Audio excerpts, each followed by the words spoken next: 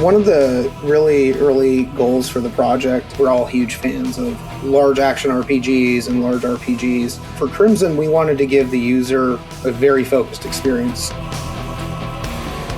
So in terms of personalization and customization, it really comes out of the armor sets and the variants of the armor sets themselves. We wanted to allow the player to play the way they want to. The player is able to find meaningful progression and power fantasy that's much more rooted in your traditional, more of an old school kind of mechanic in your leveling and play style. So the player will augment their experiences through variations within the Nephilim, armor set differentiations, weapon set differentiations, and the power and experience progression. That is handled through a more traditional level and experience mechanic.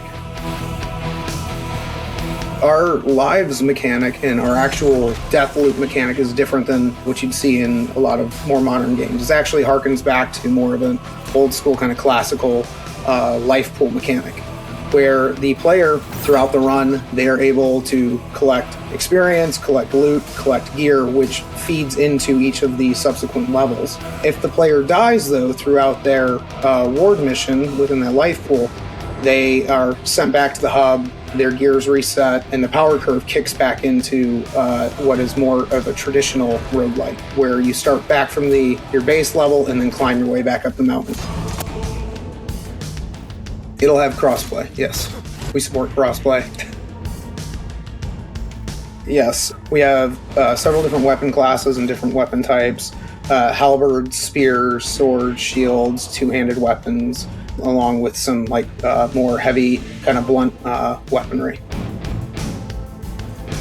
Nephilim mode is the power-up that the player unleashes when they're charged in combat. One of the things that we wanted to do when we were constructing the Nephilim was to give players a way to augment their combat styles, but also allow players that have different preferences in combat to be able to kind of express what they're more comfortable with and what they want. One's a very heavy, tanky kind of melee class, and one is more focused on speed and almost a glass kind of tank kind of approach.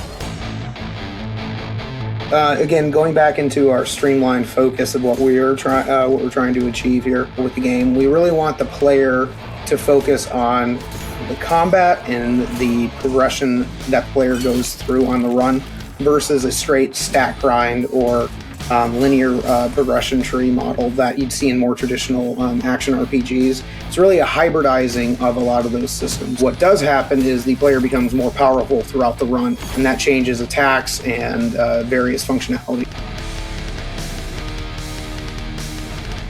So certain armor sets and weapon unlocks will actually be based around our difficulty scaling.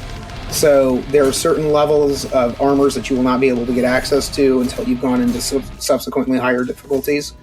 And each of the world bosses play a pivotal point in our overarching story. So the player is able to access some pretty interesting things that we're going to reveal at another time from those.